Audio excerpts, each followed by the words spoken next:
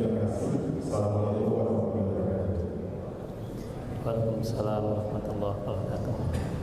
Assalamualaikum warahmatullahi wabarakatuh.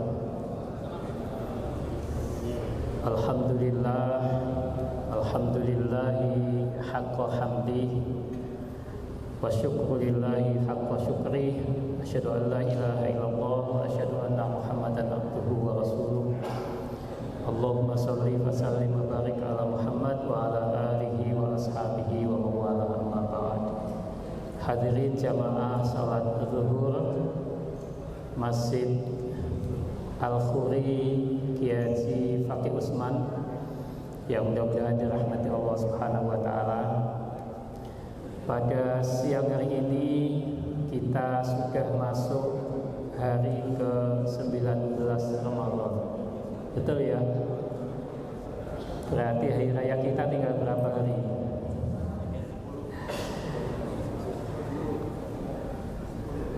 Topik kita pada hari ini adalah membuka pintu maaf. Ini sebenarnya topik yang biasa disampaikan pada saat menjelang Idul Fitri. Tetapi karena pada hari ini sebagian kita mungkin sudah punya agenda untuk mudik ke kampung halaman, maka biasanya kita perlu persiapkan agenda kita itu dengan sebaik-baiknya. Kata-kata mudik itu kalau Bapak Ibu hadirin buka di Kamus Umum Besar Bahasa Indonesia, maka kata mudik itu artinya kembali ke kampung, kembali ke udi. Udi itu artinya kampung halaman. Dan Bapak Ibu hadirin yang punya kampung halaman, berbahagialah, karena nanti pasti kembali ke kampung halaman pada saatnya, apakah menjelang Idul Fitri atau pasca Idul Fitri. Biasanya persiapan mudik ke kampung halaman itu sungguh luar biasa persiapannya. Mulai dari persiapan kendaraan, barang bawaan, lalu kemudian bekal ya sepanjang waktu kita mudik itu, bahkan finansial juga harus diperhitungkan, kesehatan juga harus diperhitungkan. Dan karena itu kita biasa melihat orang yang mudik ke kampung halaman itu biasanya bawaannya sangat banyak. Kalau Bapak Ibu lihat mereka yang naik sepeda motor biasanya berboncengan dengan anak, dengan istri, dengan keluarga, sambil bawa barang-barang yang dibawa tadi itu. Kalau naik mobil tidak ada masalah, kalau naik kendaraan roda 4 tidak masalah. Tapi kalau teman-teman yang naik kendaraan roda 2 biasanya merasakan betapa beratnya orang yang mudik ke kampung halaman itu.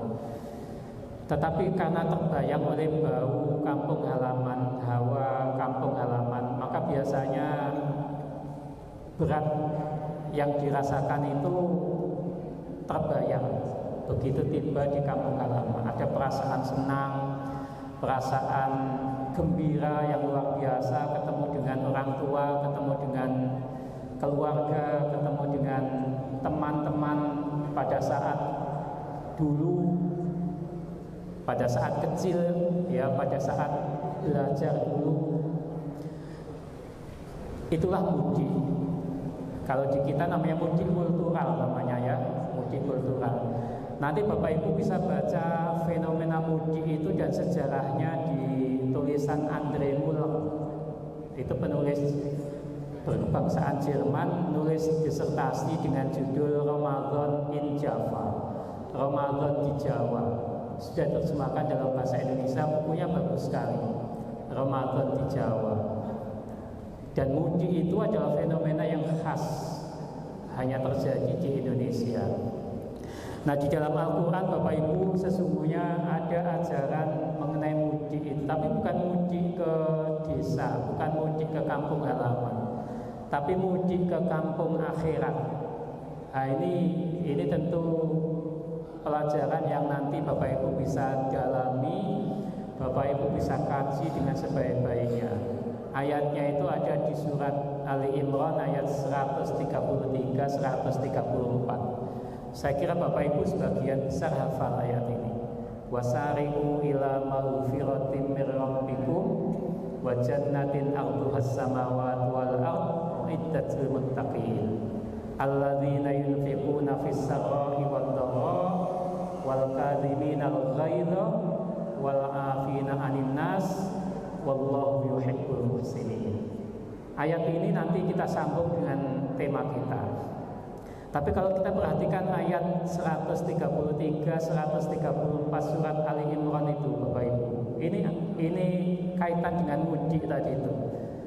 Kalau biasa kita mudik ke kampung halaman dengan bekal yang begitu berat, nah maka kita pastikan bahwa mudik ke kampung akhirat itu bekalnya harus juga lebih banyak yang dipersiapkan. Kalau mudik ke kampung halaman mungkin barang-barang yang dibawa ini itu, tapi kalau ke kampung akhirat, kita mudik ke kampung akhirat, maka ya mudik kita harus lebih banyak yang dipersiapkan. Amal-amal kebaikan kita harus banyak dipersiapkan, sehingga nanti kita akan mendapatkan rahmat dan nikmat dari Allah Subhanahu wa taala. Di 133 tadi itu Allah berfirman, dan bersegeralah kamu semua kepada ampunan Allah Subhanahu wa taala. Dan untuk mendapatkan surga yang dijanjikan Allah itu luasnya seluas langit dan bumi itu, Allah mengatakannya di dalam 134-nya. Surga yang dijanjikan itu diperuntukkan bagi orang-orang yang alladzina yunfiquna fis sarra wad dharra. Orang-orang yang semangat hidupnya itu memberi, nyah-nyoh dalam bahasa kita ya. Jadi kalau ada kaleng lewat itu ngasih, ada orang minta ngasih. Tadi ada kaleng lewat ngasih nggak tadi itu Pak Warno? Enggak, saya enggak itu. Ini hanya pembelajaran untuk kita semua. Kalau kita di kampung ada yang minta sumbangan dikasih. Alladzina yunfiquna fis sarra wad dharra itu berkaitan dengan peristiwa lain di ayat sebelumnya yang mengisahkan soal kekalahan pasukan Rasul kita Muhammad SAW dalam perang Uhud. Itu kan kalah kita ya. Salah satu sebab kalahnya itu karena pasukan Muslim terburu-buru berebut harta ghanimah. Ghanimah itu artinya harta rampasan perang. Jadi pasukan Nabi yang diutus supaya tetap berada di atas gunung itu tergoda oleh ghanimah yang ditinggalkan oleh pasukan Quraisy itu. Lalu kemudian yang di atas gunung itu ikut berebut ghanimah tadi itu. Nah itu disindir oleh Allah Subhanahu wa taala. Yang bagus itu bukan berebut ghanimah, tapi seharusnya malah berinfak. Alladzina yunfiquna fis sarra wad dharra. Orang-orang yang dijadikan surga oleh Allah itu adalah orang-orang yang mau menginfakkan, bersedekah, berinfak, apalagi berzakat ya di jalan Allah Subhanahu wa taala, baik dikala dia lapang, dikala dia punya, maupun dikala dia sedang kesusahan, sedang kesulitan.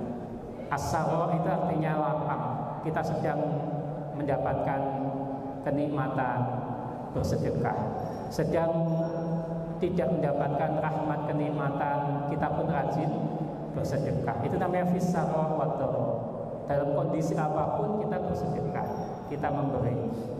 Nah yang kedua, golongan kedua itu al-kadhimina al-ghaidha. Itu artinya orang yang mampu menahan amarah, ya, menahan marah. Al-kadhimina itu dilukiskan seperti gentong. Tahu gentong ya? Gentong yang isinya apa? Air itu kalau sudah penuh itu harus ditutup rapat. Itu namanya, kalau kita menutup rapat gentong itu namanya al-kadhimina. Supaya apa? Supaya tidak muncrat. Muncrat itu bahasa Indonesianya apa? tidak amber, tidak meluber gitu ya, harus ditutup. Kalau kita itu sedang marah ya, menghadapi orang yang sedang berbuat nggak nyaman dengan kita, maka orang yang dijanjikan surga oleh Allah itu orang yang mampu menutup tadi itu, menahan amarah, menutup amarahnya, sehingga tidak sampai terucap, tidak sampai diwujudkan dalam bentuk apa? Perilaku, memukul, menyepak, mengatakan sesuatu yang tidak enak, harus ditutup. Itu namanya al-kadhimin al-ghaidh. Bahkan di hadis Nabi itu dikatakan laisas syadid bisur'ati walakin nasyadid alladzi yamliku nafsahu indal ghadab. Tidaklah disebut orang yang pemberani, bukan orang, tidak disebut pemberani itu orang yang gagah, orang yang perkasa, orang yang menangan kalau bertengkar. Tetapi yang disebut orang yang gagah, orang yang gagah perkasa itu, orang yang pemberani itu adalah orang yang bisa menahan dirinya, menguasai dirinya, terutama tatkala dia sedang marah tadi itu. Karena itu kalau Bapak Ibu misalnya ada teman, ada sahabat, ada kolega kita di WebG ini, suatu ketika misalnya berbuat salah pada kita, maka yang terbaik dilakukan menurut 134 Ali Imran itu adalah al-kadhimin al-ghaidh. Kita menutup amarah kita itu, memendam amarah kita itu supaya tidak muncul kebukaan. Itu level pertama menghadapi orang-orang yang telah melakukan kesalahan pada kita. Sehingga apa? Sehingga selalu terbuka pintu maaf untuk orang lain. Jadi level pertama itu menahan marah, ya, supaya marah kita tidak mengemuka. Yang kedua, level kedua itu adalah wal afina anin nas, memberikan apa? Maaf, memberikan maaf kepada orang-orang yang sudah menyakiti kita, yang sudah berbuat tidak baik pada kita. Diberikan maaf, dibukakan pintu maaf oleh kita semua, terutama nanti pada hari kemenangan. Dan sebenarnya nggak harus menunggu hari kemenangan ya. Setiap saat kita harus membuka diri untuk memberikan maaf pada orang-orang yang pernah berbuat salah pada kita. Ada kisah bagus, itu ditulis oleh Irfan Hamka. Judul bukunya itu Ayah. Mungkin Bapak Ibu pernah baca ya, Ayah, tulisan Irfan Hamka. Irfan Hamka itu anak dari Buya Hamka, nulis buku dengan judul Ayah titik-titik-titik gitu ya. Tapi bukunya sangat bagus. Kalau Bapak Ibu pernah baca ya, pernah gitu aja supaya gampang urusan kita ya. Pernah baca ya, Ayah judulnya. Ada 3 peristiwa penting yang digambarkan oleh Irfan Hamka di buku Ayah itu terkait dengan karakter Hamka yang sangat tegas pada hal-hal tertentu, tapi sangat lunak hatinya, sangat soft hatinya, sehingga orang-orang yang pernah menyakiti Hamka itu dimaafkan begitu rupa. Peristiwa pertama itu terkait dengan Pak Karno. Pak Karno itu memenjarakan Hamka tanpa proses pengadilan yang jelas. Dipenjarakan. Malam-malam ada utusan datang ke Hamka, dikira mau mengundang pengajian. Karena biasanya kalau ada orang datang ke Buya Hamka itu mengundang pengajian. Lalu kemudian ternyata itu utusan pemerintah menangkap untuk menangkap Buya Hamka karena Buya Hamka dituduh hendak melakukan pembunuhan terhadap Presiden Soekarno saat itu, melakukan subversi. Lalu kemudian Hamka diciduk di rumahnya, dibawa ke pengadilan, dibawa ke penjara, dan dipenjarakan dalam waktu yang cukup lama, 1964 bulan Januari hingga 1966 di bulan Mei. Jadi kalau kita hitung itu 2 tahun 4 bulan masa Hamka di penjara secara tidak adil itu. Dan hebatnya yang dilakukan Hamka di penjara itu justru menulis kitab yang kemudian kita kenal sebagai kitab tafsir Al-Azhar. Kata Hamka di dalam buku Ayah yang ditulis oleh Irfan Hamka itu, kalau bukan karena Pak Karno memenjarakan saya selama 2 tahun 4 bulan itu, maka kitab tafsir Al-Azhar itu gak akan pernah selesai ditulis. Karena waktu-waktu saya pasti sudah habis karena memenuhi undangan ceramah ini, undangan ini. Jadi selalu ada blessing in disguise, selalu ada rahmat tersembunyi di balik yang kita alami itu, termasuk yang dirasakan oleh Hamka itu. Sampai kemudian Hamka keluar dari penjara di bulan Mei 1966. Ya. Nah, peristiwa kedua itu terkait dengan hubungan Hamka dengan Pramudia Anantatur. Bapak Ibu kenal nama itu ya? Sastrawan. Jadi 2 orang sastrawan, satunya Buya Hamka, satunya Pram. Alirannya beda ya. Satunya Islam, satunya PNI. Lekra. Ya, kebetulan Pram itu membina 2 harian yang berafiliasi ke PKI. Pertama itu harian Bintang Timur, yang kedua harian Rakyat. Di harian Bintang Timur itu ada kolom tersendiri yang selalu diisi oleh Pram, kolom mingguan gitu ya.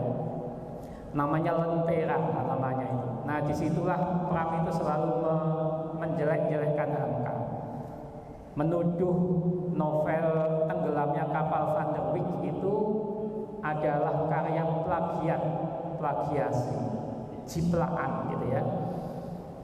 Sampai saya kemarin baru baca Rusdi Hamka ya, Afif Hamka, anak ke-10 dari Buya Hamka kalau nggak salah. Periode yang lalu masih menjadi anggota Majelis di Gasmen PP Muhammadiyah. Dia cerita ya di pengajian yang diundang oleh teman-teman Muhammadiyah itu, dia cerita ketika dia sekolah di SMA itu dia selalu dijelek-jelekkan oleh guru sastranya, oleh guru civic education yang kebetulan berafiliasi ke komunis.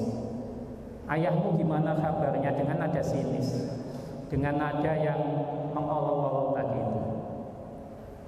Nah, Pram menulis luar biasa, menjelek-jelekkan Hamka luar biasa, dan Hamka nggak pernah balas. Hebatnya Hamka itu nggak pernah balas, dibiarkan saja. Sampai kemudian pemerintahan berganti dari Orde Lama ke Orde Baru, dan ketika itu tokoh-tokoh yang terindikasi dekat dengan Partai Komunis itu dibuang, termasuk Pramudia itu dibuang. Seorang perempuan dengan calon suaminya itu datang ke Buya Hamka. Perempuan itu namanya Astuti. Astuti itu putri sulung dari Pramudia Anantatur, bahwa calon suaminya namanya Daniel Setiawan. Nanti Bapak Ibu baca ya tulisan Hamka itu. Bapak Ibu kemarin kan udah dapat THR ya kan, sebagian beli buku itulah ya. Nanti sebagian untuk beli buku Ayah, judulnya bagus sekali. Saya baca itu sambil berpikir, saya baca, membayangkan sosok Hamka itu luar biasa. Jadi datang ke Buya Hamka seorang perempuan namanya Astuti, ngajak calon suaminya namanya Daniel Setiawan, Tionghoa kebetulan suaminya itu, calon suaminya. Lalu kemudian Astuti mengenalkan dirinya dan maksud kedatangannya. Maksud kedatangannya itu adalah untuk mengajak calon suaminya itu untuk belajar Islam kepada Buya Hamka, supaya Buya Hamka yang membimbing, katanya begitu. Lalu kemudian Buya Hamka bertanya, siapa Ananda? Astuti mengenalkan, saya Astuti, saya anak sulung dari Pramudia Anantatur. Kelihatannya itu yang ditulis oleh Hudzaifah di majalah Horizon kalau nggak salah tahun 2006 itu.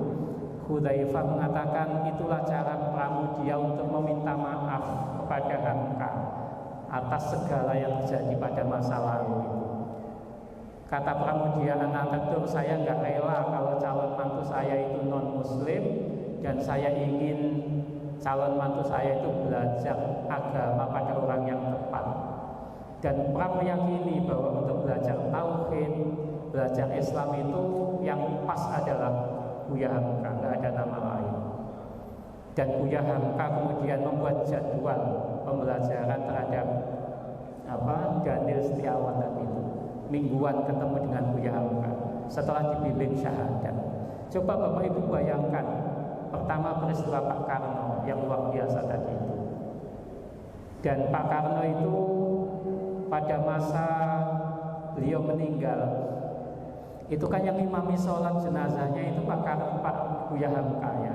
Jadi datang ke rumah Buya Hamka utusan Pak Harto, namanya Maijen apa Brigjen pangkatnya ya, namanya Suryo, datang ke rumah Buya Hamka mengabarkan kalau Pak Karno sudah meninggal. Dan lalu kemudian Suryo itu memberi satu surat asli tulisan Pak Karno, wasiat dari Pak Karno. Setelah dibuka itu isinya minta tolong nanti kalau suatu saat saya meninggal, yang menjadi imam sholat jenazah saya itu minta tolong Buya Hamka ya. Nah lalu kemudian Buya Hamka bertanya kepada Suryo tadi itu, jadi sekarang Pak Karno sudah meninggal? Sudah Buya. Sekarang beliau disemayamkan di Wisma Yasu. Mungkin Bapak Ibu di Jakarta masih ada Wisma Yasu. Lalu kemudian bergegas Buya Hamka itu datang ke sana tanpa berpikir panjang lebar. Datang ke sana, nah di situ ada tamu-tamu penting yang luar biasa. Di antaranya adalah Presiden Soeharto sudah datang. Lalu kemudian Buya Hamka mengambil posisi untuk sholat jenazah, menjadi imam sholat jenazah bagi almarhum Soekarno yang dulu pernah memenjarakan dia selama 2 tahun 4 bulan secara tidak adil. Luar biasa ya, pintu maaf yang diberikan oleh Buya Hamka tadi itu. Beberapa pengikut Hamka ada yang protes, Buya Hamka mengapa mau menyolatkan, itu kan orang yang dulu pernah memenjarakan Buya selama 2 tahun 4 bulan. Soekarno kan seorang munafik gitu ya. Lalu Buya Hamka mengatakan, biarlah urusan munafik atau tidaknya Soekarno itu urusan Soekarno dengan Allah Subhanahu wa taala. Kewajiban kita, kata Buya Hamka, adalah menyolatkan saudara-saudara kita muslim yang meninggal dunia. Betapapun jeleknya Soekarno itu, Soekarno punya jasa besar, kata Buya Hamka. Masjid Istiqlal, Masjid Baitur Rahim yang di kompleks istana itu buah karya Pak Karno ya. Yang gambar, yang desain itu Pak Karno semua. Kata Buya Hamka, biarlah itu menjadi amal-amal baiknya Pak Karno. Nah, selesai peristiwa itu. Yang kedua peristiwa yang Pram tadi. Yang ketiga itu peristiwanya yang ditulis di Ayah, tinggal 4 menit. Yang ditulis oleh Ayah oleh Irfan Hamka dalam buku Ayah tadi itu adalah hubungan Buya Hamka dengan Mr. Muhammad Yamin. Kenal nama itu ya Bapak Ibu ya, Muhammad Yamin. Itu satu kampung, satu asal dengan Buya Hamka, sama-sama orang Sumatera Barat, hanya beda desa. Ya, kalau Yamin itu dari Sawalunto kalau nggak salah ya. Kalau Buya Hamka itu dari Maninjau atau dari mana? Beda kampung saja, tapi itu satu rumpun, sama-sama Sumbar. Karena orang Sumbar itu sangat anti pada PKI, sangat anti pada Partai Komunis, sangat anti pada PNI, bahkan sampai sekarang ya. Orang Sumatera Barat itu kan sangat sulit ditaklukkan oleh Partai Merah ya, sangat sulit. Dan karena itu dia nggak suka sama Yamin itu, sangat tidak suka sama Yamin, masyarakat di Sumatera Barat itu. Padahal Yamin itu sangat ingin supaya nanti kalau meninggal dunia itu jenazahnya itu bisa dimakamkan di kampung halamannya itu, di Sawalunto itu. Dan singkat cerita Bapak Ibu, suatu hari datang ya utusan keluarga Yamin untuk menemui Buya Hamka, mengkabarkan kalau Pak Yamin sedang nazak. Nazak itu apa? Jelang meninggal itu ya. lalu minta tolong Buya Hamka datang ke Pak Yamin yang sedang dirawat di rumah sakit karena sedang nazar tadi. Diminta untuk membimbing, dalam bahasa yang lebih populer itu mentalkin, gitu ya, mentalkin Yamin supaya meninggal dalam keadaan husnul khotimah. Buya Hamka langsung berangkat menemui Yamin. Yamin mau bangun, dilarang begitu, enggak usah bangun. Lalu digenggam tangan Yamin itu, dibimbing la ilaha illallah sampai benar-benar hilang, meninggal dunia. Jadi Yamin meninggal dunia dalam pelukan tangan Hamka, meninggal dunia dalam keadaan husnul khotimah. Nah, ada satu catatan dari istri Yamin itu yang diberikan ke Buya Hamka, minta supaya Buya Hamka mengantar jenazah Yamin itu sampai di kampung halaman, karena hanya Hamka yang diterima di sana itu, yang diterima di kampung halaman di Sumatera Barat itu. Kalau Hamka yang mendampingi jenazah Muhammad Yamin, maka dipastikan masyarakat sana akan menerima jenazah Pak Yamin tadi itu. Maka Hamka pun mengantar jenazah sahabatnya itu, meskipun beda pilihan politik.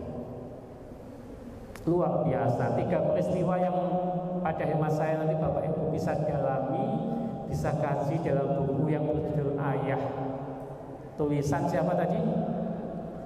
Irfan Hamka. Memang kalau orang puasa gampang lupa ya. Ditanya gitu gampang lupa ya. Tulisan Irfan Hamka, salah satu anak dari Buya Hamka. Trailer film Buya Hamka sekarang sudah tayang. Ada volume 1, 2, dan 3. Kemarin press release ya sudah dilakukan, termasuk sambutan-sambutan dari keluarga, dari Pak Profesor Abdul Mukti juga disampaikan, ya, MUI juga memberikan sambutan. Nanti akan kita tonton bagaimana sejarah hubungan antar pribadi yang meskipun berbeda pilihan politik, meskipun sempat panas, tetapi pada akhirnya kemudian Buya Hamka dengan ketulusannya membuka pintu maaf bagi lawan-lawan politiknya tadi itu. Nama-nama yang tadi saya sebut, Soekarno, lalu kemudian Pramudia Anantatur, lalu kemudian Mr. Muhammad Yamin. Kuncinya adalah kalau kita mau membuka pintu maaf bagi orang-orang yang pernah melakukan kesalahan pada kita, itu adalah ingat kebaikan-kebaikannya. Jadi kalau saya misalnya pernah disakiti orang, saya harus ingat kebaikan-kebaikannya. Supaya apa? Supaya dada kita jembar memaafkan. Tidak usah menunggu hari raya Idul Fitri, kapanpun bisa kita lakukan. Nah, terakhir orang yang dijanjikan surga oleh Allah terkait dengan orang-orang yang pernah menyakiti kita itu adalah wallahu yuhibbul muhsinin, di penghujung 134 tadi itu. Jadi menahan marah, memaafkan, yang ketiga itu yang berat. Tapi kalau itu bisa dilakukan, itu pahalanya surga, kata Allah. Wallahu yuhibbul muhsinin. Tidak sekedar menahan marah, tidak sekedar maafkan, tapi berbuat baik pada orang-orang yang telah menyakiti kita. Hamka sudah mencontohkan itu, dan mudah-mudahan kita bisa meneladani kisah Hamka yang luar biasa tadi itu. Pesan saya nanti beli bukunya ya. Kalau sekedar cerita gitu nggak marah. Nanti Bapak Ibu baca bukunya lengkap. Saya yakin kalau Bapak Ibu baca buku itu belum selesai itu nggak akan pernah beralih ke pekerjaan lain. Ya, saya baca sehari selesai ya, karena sangat bagus, ditulis oleh orang yang pernah berinteraksi langsung dengan Buya Hamka. Terima kasih, kurang lebihnya mohon maaf. Mudah-mudahan ada faedahnya untuk kita semua. Persis 30 menit waktu yang tadi disampaikan ke saya, jangan lebih, jangan kurang. Karena ceramah ke orang yang berpuasa itu berat, karena orangnya sedang lapar. Yang dibutuhkan bukan ceramah sesungguhnya, tapi makan ya. Tapi sayang makannya masih lama. Tadi azan zuhur itu mirip sekali dengan azan maghrib ya, mirip sekali. Terima kasih sekali lagi, mohon maaf. Mudah-mudahan selalu tersedia pintu maaf di antara kita semua, keluarga besar Universitas Muhammadiyah Gresik yang kita cintai. Saya senang hari ini hadir Pak Rektor, Profesor Budi, Pak Rektor, Pak Sarwo, Pak Dr. Sarwo, Bu Rektor di belakang hadir ya. Hadir, dan di tempat ini dulu almarhum Pak Rektor, Pak Dr. Eko di Semayang diselatkan ya.